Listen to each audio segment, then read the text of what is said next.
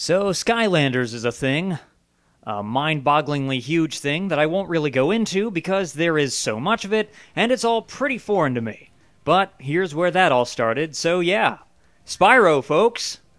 As a 3D action game about a fire-breathing dragon full of mischief and impish charm, Spyro the Dragon is exactly the kind of game I would have loved as a kid. Spyro himself is surprisingly relatable despite how little substance there is to the story. He's basically the only competent character in the game, tasked with rescuing a bunch of older dragons who wouldn't have even gotten into peril if they had just kept their big, posturing, condescending yaps shut. He has been contained in a remote world and is no threat to the Dragon Kingdom. No threat! Besides, he is ugly. Ugly? That does it! I always had problems with authority figures growing up, and this aspect of the game speaks to me on pretty much a spiritual level. Let's face it, adults are pretty stupid, and when you're a kid, they have way too much say in the things you can and cannot do, which is pretty unfair considering just how clueless they actually are.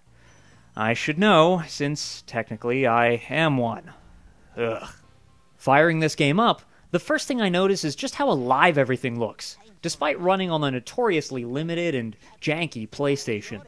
Facial animations in particular appear carefully keyframed to express emotion, and this during an era where a 3D game would be lucky to have facial animations of any sort.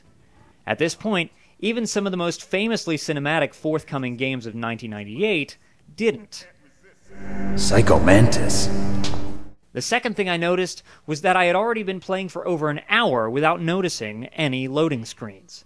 Same as Banjo-Kazooie, the game's overall structure is pretty similar to Super Mario 64, in that you have a hub world that serves as a way to geographically connect all the different levels of the game. The difference, though, is that Spyro masks these level and area transitions by loading everything while Spyro is engaged in a traveling animation. From a programming perspective, it probably would have been much easier to just end an area with a loading screen, and ultimately, it wouldn't have changed anything about how the player actually interacts with the game. But they did it this way anyway, all presumably just to add the tiniest little extra bit of subtle immersion to the game. Because they care. You know, as I continue to work on this series of retrospectives, it continues to amaze me how relevant some of the games I cover continue to be. In that regard, Spyro the Dragon is perhaps the most surprising.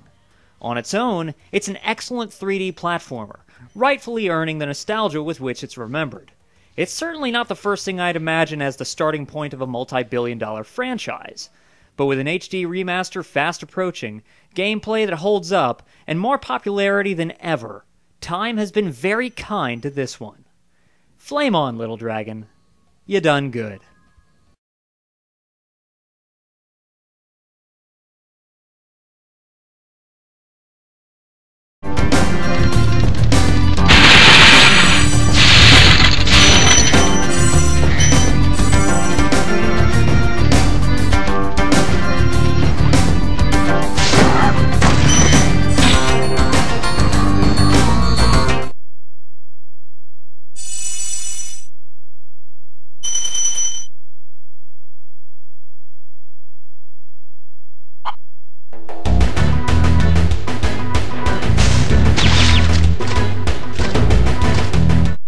Continue.